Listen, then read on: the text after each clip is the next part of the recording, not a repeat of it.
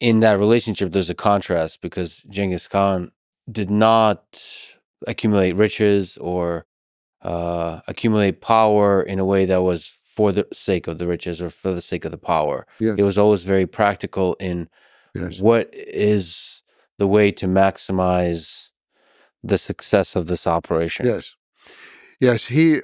I often wonder what happened to the gold belt. It disappeared from the story, and a gold belt doesn't just disappear, What happened to that? It's so interesting because Temujin was never interested in material goods.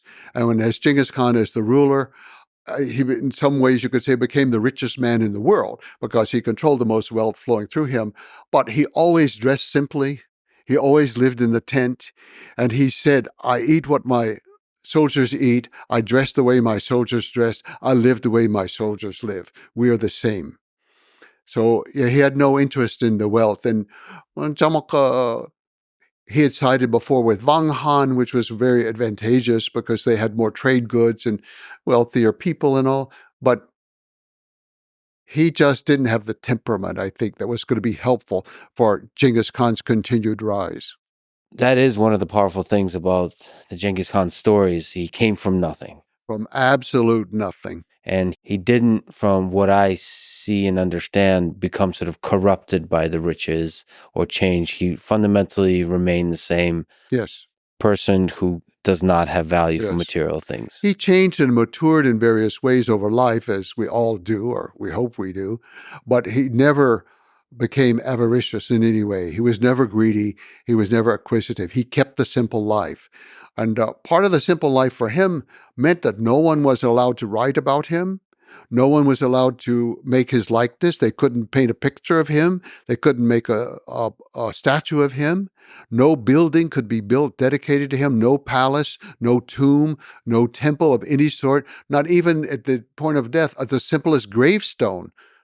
Nothing. It's fascinating that a kid, like a boy that doesn't know the world, would have the intelligence to understand how corrupting that is. Like the moment somebody builds a statue of you, it's like a slippery slope towards becoming, not seeing the world clearly, not seeing, surrounding yourself with sycophants that don't tell you the information, not being able to select the right people to lead the armies or to lead the territories that you conquer.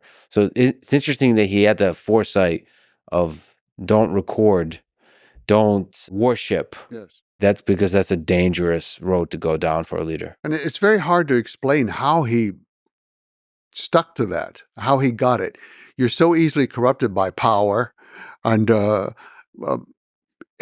yet he maintained this very fierce attitude towards his relationship was with the people around him, his guard mostly, or his private part of the army, that went with him, the central part of the army. That was his relationship, his family. He had 4 wives. This was what was important to him. And in fact, no portrait was painted until 1278. Well, by then he'd already been dead for 51 years. And then no statue until the 21st century.